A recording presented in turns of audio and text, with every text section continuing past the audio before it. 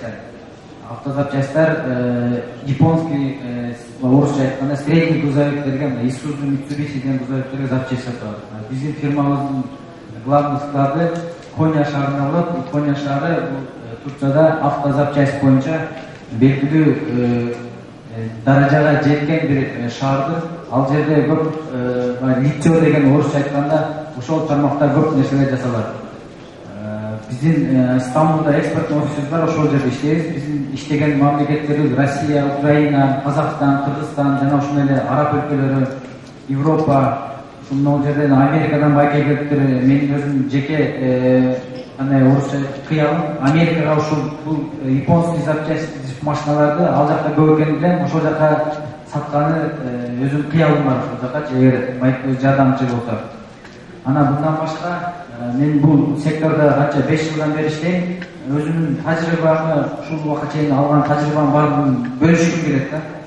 Ал может мен дагы 2-3 жылдан кийин бул ишти чыгап, может академический карьера өтсөм, бул иштин баардыгы 5 жыл үйрөнгөн десем баардыгы кетет. Аны бирөөгө өткөрүп берүү биз үчүн парыз деп ойлойм да.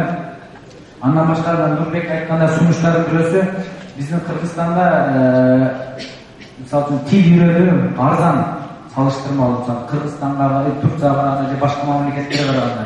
Ал могу жерде карасаңыз, отургандардын баардыгы же түркчө, же орусча, же англисче билгенда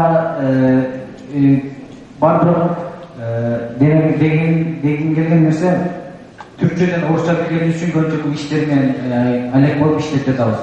Ушул учурда азыр мисалы үчүн менин жеке оюм араб тилин үйрөнүү. Эгер мисалы үчүн биз түркчөнү, орусчаны билгенибиз үчүн биз ошол мамлекеттерди бизге мындай орусча айтканда ачык болуп көрүнүп атпайбы? Бизге ал мамлекеттердин ийне жине чейин көрө алабыз ал тилдерди билген үчүн. Араб тилин билбеген үчүн араб өлкөлөрүндө акча көп. Ал мамлекеттерде иш жасаш үчүн араб тилин үйрөнүшүбүз керек. Себеби англис тили менен англис тилинин берген чекке чейин ал мамлекеттер менен иштеше алабыз. Араб тилин үйрөнсөк, эми бул менин жеке оюм, бирок башка тилдерде да бар. Ошол мамлекеттерге Кыргызстанга мисалы үчүн көп инвестицияларды алып келсек болот. Же ушул келечекте Кыргызстанга пайдалуу иштерди кылсак болот деп ойлойм. Рахмат.